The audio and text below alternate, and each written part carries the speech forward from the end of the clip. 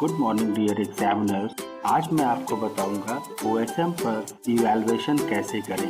सबसे पहले आप सॉफ्टवेयर को डाउनलोड करेंगे, उसके बाद OSM करके एक आइकन आपके डेस्कटॉप पे आ जाएगा। इस तरीके से OSM पे हम क्लिक करेंगे। उसके बाद हम अपनी यूज़र आईडी एंटर करेंगे। यूज़र आईडी आपको SMS के माध्यम से या ईमेल के माध्यम से मिल जाएगा। तो चलिए हम शुरू करते हैं डिजिटल इवैल्यूएशन कैसे करना है। सबसे पहले हम अपनी यूज़र आईडी एंटर करेंगे।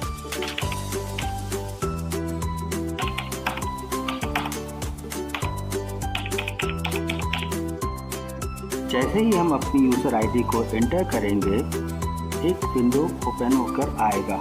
विंडो ओपन होने के बाद में आपकी स्क्रीन पर एक पेज खुल के आएगा, update personal and bank detail, जहां पर आपकी evaluator ID, evaluator name, gender, qualification, designation, college name, map subject, contact number, email ID, country, state, city, address, pin code, IFSC code, account number, account name, bank detail, branch name, PAN card, Aadhaar number.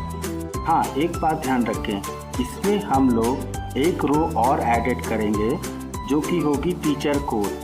आपको अपना teacher code भी भरना है। आपको इस page में जो भी जानकारी है वो एकदम सही भरनी है, क्योंकि इवैल्यूएशन के बाद में रिमरेशन के लिए ये डिटेल हम CSGM के परीक्षा विभाग को देते हैं।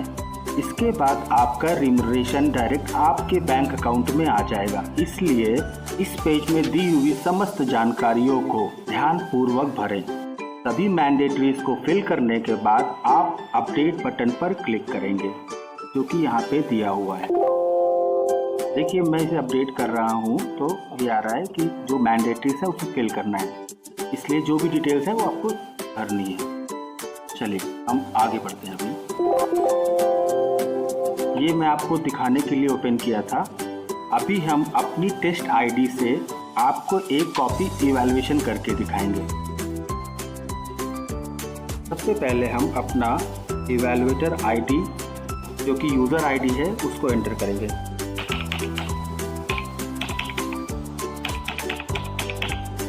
यूज़र आईडी और पासवर्ड एंटर करने के बाद में ऐसा इंटरफेस खुल के आएगा, जहाँ पे सबसे पहला पॉपअप फैकल्टी इवैल्यूएशन समरी का आएगा, जिसमें कि 4 रो हैं। Maximum allotted answer script, allocated answer script, evaluated answer script, pending answer script. अभी जो कि हम जैसा कि आप देख रहे हैं स्क्रीन पे, एक इवैल्यूएटर 1000 कॉपियों से ज़्यादा नहीं चेक कर सकता है। परेशान होने की ज़रूरत नहीं है। अभी हम यहाँ पे ओके बटन पे क्लिक करेंगे। अब देखिए, यहाँ पे आ रहा है इवैल्यूएटर प्रोफाइल। जैसा कि मैंने आपको पहले बताया था कि जब आप लॉगिन करेंगे, वहाँ पे आपको अपनी पर्सनल डिटेल और बैंक डिटेल सही भरनी है। जो भी आप बैंक डिटेल और अपनी पर्सनल डिटेल भरेंगे वो आप अपनी इवैल्यूएटर प्रोफाइल में देख सकते हैं। हालांकि ये टेस्ट आईडी है, इस वजह से यहाँ पे इवैल्यूएटर नेम टेस्ट लिख के आ रहा है। बाकी ये इवैल्यूएटर आईडी में यूज़ कर रहा हूँ, ठीक है। तो यहाँ पे देखिए सारी डिटेल्स मैंने फिल कर रखी हैं। इसके बाद हम आते हैं टुडेज एलोकेशन पे। टुडेज एलोकेशन में हम आएंगे तो यहाँ पे स्लॉट ड्यूरेशन है, एग्ज़ाम नेम है। स्लॉट ड्यूरेशन हमेशा 1 होगा। एग्ज़ाम नेम यहाँ पे लिख रहा है BCA MBA। हालांकि ये टेस्ट आईडी है, इस वजह से यहाँ पे जो भी एग्ज़ाम नेम्स हैं वो 2 आ रहे हैं। लेकिन आप लोग जिस विषय के इवैल्यूएटर होंगे, आपको केवल वही कोड स्क्रीन पर दिखेगा। अगर आप BA की उत्तर पुस्तिकाओं को चेक करेंगे तो BA दिखेगा। अगर आप BCom के होंगे तो BCom दिखेगा। अगर आप BSc के होंगे तो BSc के कोड्स दिखेंगे। जिस विषय के आप इवैल्यूएटर है, सिर्फ वही कोड आपको दिखेंगे। चलिए मैं आगे शुरू करता हूँ। मैं यहाँ पे लेता हूँ MBA। मैंने यहाँ पे MBA पे क्लिक किया। अब देखिए, यहाँ पे 1 2 3 4 5 6 7 कोड आ रहे हैं। लेकिन एक इवैल्यूएटर को 2 या 3 कोड, जो भी वो पढ़ाते हैं, वही कोड दिखेंगे और उन्हीं कोड्स की उत्तर पुस्तिकाएं भी दिखेंगी। ठीक है, हम आगे बढ़ते हैं। अब हम यहाँ पे लेते हैं MBA 202। हम यहाँ पे क्लिक करेंगे। क्लिक करने के बाद हम कॉपी को एलोकेट करेंगे। अब ये लिख के आ रहा है यहाँ पे, you are not allowed to allocate answer script further. हमने ऑलरेडी कॉपी को एलोकेट कर रखा है। जो भी इवैल्यूएटर इवैल्यूएशन के लिए बैठेंगे, अगर उन्होंने एक स्लॉट पहले से ले रखा है तो जब तक कि वो अपना वो 30 कॉपी का स्लॉट नहीं चेक करेंगे तब तक के वो फर्दर कोई विषय नहीं ले सकते। एक स्लॉट में 30 कॉपियाँ होती हैं। अब देखिए, हमने हालांकि ऑलरेडी कॉपी को एलोकेट कर रखा है। अब हम आते हैं स्टार्ट वैल्यूएशन पे। स्टार्ट वैल्यूएशन पे आएंगे तो देखिए हमारे पास ऑलरेडी BCA 2003 ऑर्गेनाइजेशनल बिहेवियर की कॉपी हमारे पास है। हम यहाँ पे सिलेक्ट करेंगे और ये देखिए हमारे पास ये एस्ट्रिक्ट में आएगा। हम इसमें से कोई भी एक ले सकते हैं, ज़रूरी नहीं है कि हम एक नंबर सीरियल से स्टार्ट करें, हम कोई भी एक ले सकते हैं। हमने यहाँ पे देखिए किया। अब जैसे ही हमने उसे टिक किया तो यहाँ पे आ रहा है BCA 2003 ऑर्गेनाइजेशनल बिहेवियर। अब हम यहाँ पे स्टार्ट पे क्लिक करेंगे। जैसे ही हम स्टार्ट पे क्लिक करेंगे, छात्र की उत्तर पुस्तिका आपके कंप्यूटर पर दिखने लगेगी और देखिए यहाँ पे टाइम स्टार्ट हो जाएगा। एक उत्तर पुस्तिका को चेक करने के लिए मिनिमम टाइम लिमिट है 5 मिनट। 5 मिनट से पहले अगर आप कोई भी उत्तर पुस्तिका को सबमिट करते हैं तो वो सबमिट नहीं होगी। अब हम आगे बढ़ते हैं। अब देखिए यहाँ पे दिखा रहा है पेज 1 to 32। इट मीन्स ये 32 पेजेस की कॉपी है। अब हम आते हैं यहाँ पे, देखिए अब हम यहाँ पर देखेंगे इस कॉपी में 32 पेजेस है, 32 पन्ने की कॉपी है। ठीक है, इस तरीके से आपके स्क्रीन पर कॉपी दिखेगी छात्र के द्वारा लिखी हुई। यहाँ पे हम छात्र को मार्क्स देंगे, जिसको मार्क्स पैनल बोलते हैं।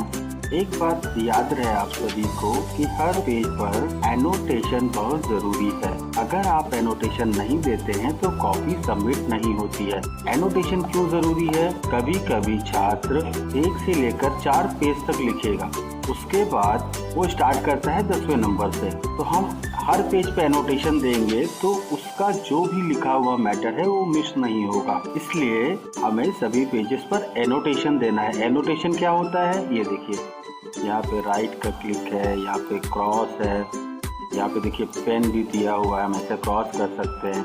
यहाँ पे क्वेश्चन मार्क है। ठीक है, ये हमारा एनोटेशन का पैनल है। नीचे हमें छात्र की सभी पेजेस को एनोटेट करना है। हम जब तक के एनोटेशन सभी पेजेस पे नहीं देते हैं कॉपी सबमिट नहीं होगा। चलिए अब हम शुरू करते हैं कि कॉपी का इवैल्यूएशन कैसे करना है। अब मैं शुरू कर रहा हूँ सभी पेजेस पे एनोटेशन देना। एनोटेशन हमें हर पेज पे देना है। यहाँ पे मैं टिक कर रहा हूँ। हम यहाँ पे क्रॉस भी कर सकते हैं। मान लीजिए ये क्या लिखा है स्टूडेंट ने, तो हम इस पे क्वेश्चन मार्क भी लगा सकते हैं। अगर हमें लगता है कि छात्र ने गलत लिखा है तो हम गलत का सिंबल कॉपी पे पेस्ट करेंगे। देखिए यहाँ पे हमने पेन भी दे रखा है, हम इसे काट भी सकते हैं। इसी को हम एनोटेशन बोलते हैं। सभी इवैल्यूएटर्स ध्यान दें, हर पेज पे हमें एनोटेशन देना है। ब्लैंक पेजेस हैं वहाँ पे हमें क्रॉस करना है।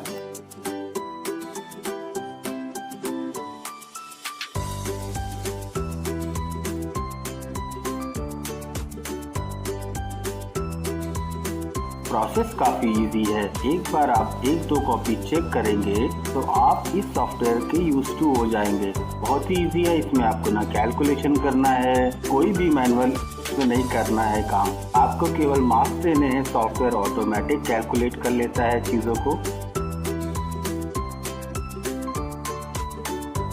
देखिए अब हमने सभी पेजेस पे एनोटेशन दे दिए। अब ये देखिए यहाँ पे मार्क्स पैनल है। यहाँ पे आपको ये भी नहीं देखने की ज़रूरत है कि कौन सा प्रश्न कितने मार्क्स का है, क्योंकि ऑलरेडी यहाँ पे मेंशन कर रखा है कि फर्स्ट ए 1 मार्क्स का है, फर्स्ट बी 1 मार्क्स का है, फर्स्ट सी 1 मार्क्स का है, 1D 1 मार्क्स का है, 1E 1 मार्क्स का है।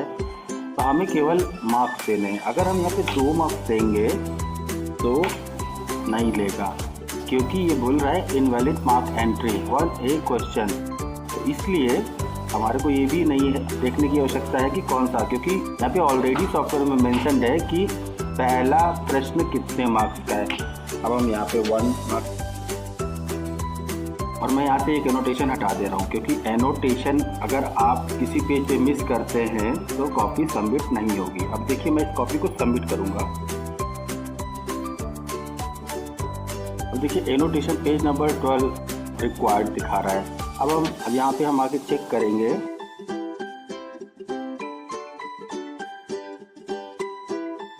कि पेज नंबर 12 पे एनोटेशन है कि नहीं है।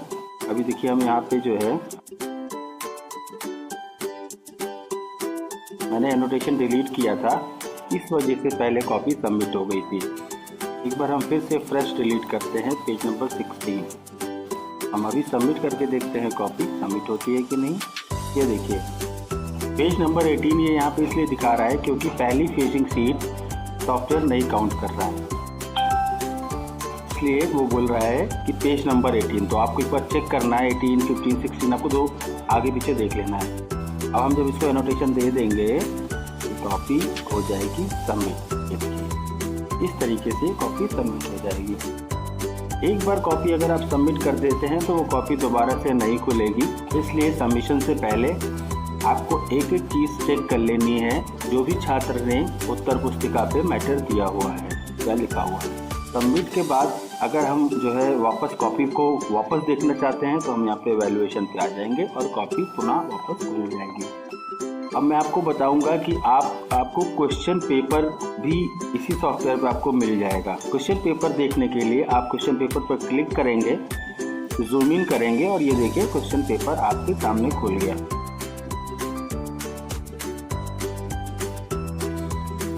इस क्वेश्चन पेपर को हम लोकल ड्राइव पे डाउनलोड भी कर सकते हैं और इसकी हार्ड कॉपी निकालकर उत्तर पुस्तिका को चेक कर सकते हैं।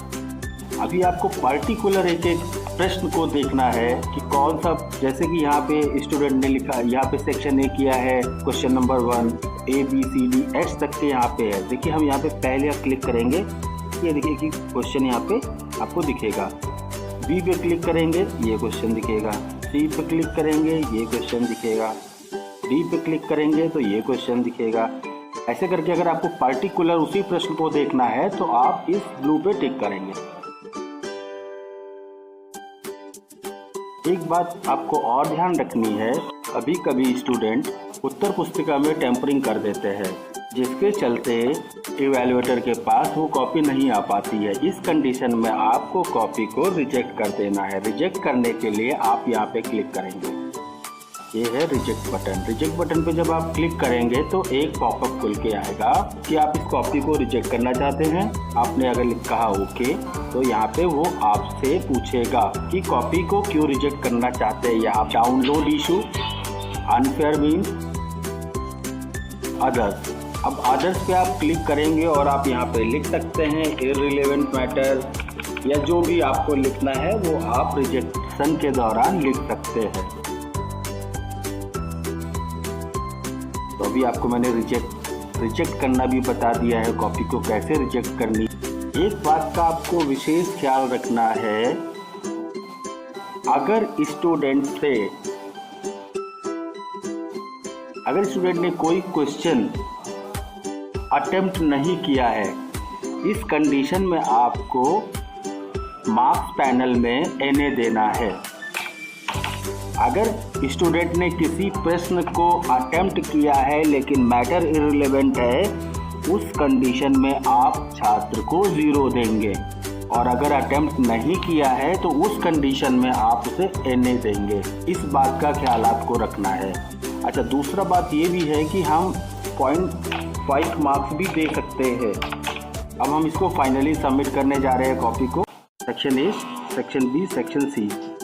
समरी में देखिए जहाँ पे हमने NA दिया है 1D NA, इट मीन्स कि 1D प्रश्न को स्टूडेंट ने, छात्र ने नहीं अटेम्प्ट किया है, इसलिए हमने यहाँ पे NA दिया है।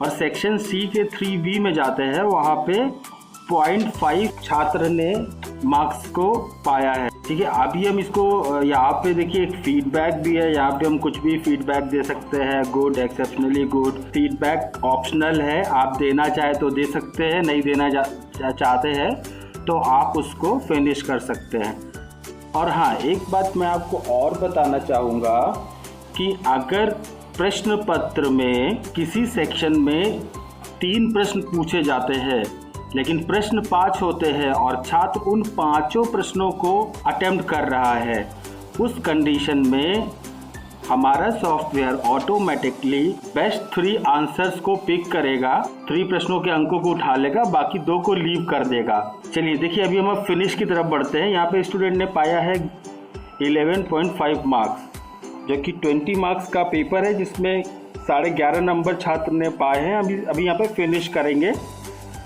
करेंगे तो देखिए यहाँ पे टोटल मार्क्स हैं 20 और स्टूडेंट के फाइनल मार्क्स 10 आ रहे हैं। इट मीन्स कहीं पे कोई ऐसा प्रश्न भी पूछा गया है जहाँ पे स्टूडेंट ने एक प्रश्न का उत्तर 2 बार दिया है, तो इसमें ऑटोमेटिक 1.5 नंबर डिडक्ट हो जा रहे हैं समरी से। तो यहीं पे हमारा फिल्ट्रेशन रूल अप्लाई होता है। तो अभी हम कॉपी को सबमिट करेंगे। सबमिट करने के बाद हम आगे का प्रोसेस देखेंगे। तो जैसे ही हमने क्लिक किया फिनिश बटन पे तो एक नया पॉपअप खुल के आया, obtain final marks after applying filtration is maximum marks 20, final marks 10। अभी देखिए नीचे लिख के आ रहा है, are you sure want to finish the evaluation process. अभी अगर आप यस करते हैं तो आपकी कॉपी फाइनली सबमिट हो जाती है। अगर आप नो करते हैं तो आपकी कॉपी सबमिट नहीं होगी। तो इसलिए आपको सबमिट करने से पहले कॉपी को चेक कर लेना है। एक बार अगर आपको कॉपी को फिर से चेक करना है तो यहाँ पे आप नो करेंगे। नो करने के बाद देखिए यहाँ पे वैल्यूएशन है, वैल्यूएशन पे आएंगे और हम एक बार कॉपी को दोबारा से रिव्यू कर सकते हैं। और दोबारा रिव्यू करने के बाद अगर हमने कॉपी को ठीक से देख लिया है तो हम फिर से सबमिट बटन पे क्लिक करेंगे।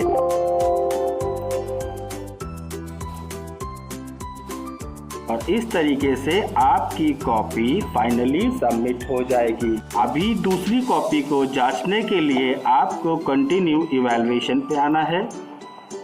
उसके बाद हम स्टार्ट बटन पे क्लिक करेंगे और इस तरीके से आपकी दूसरी कॉपी खुल जाएगी। Thank you.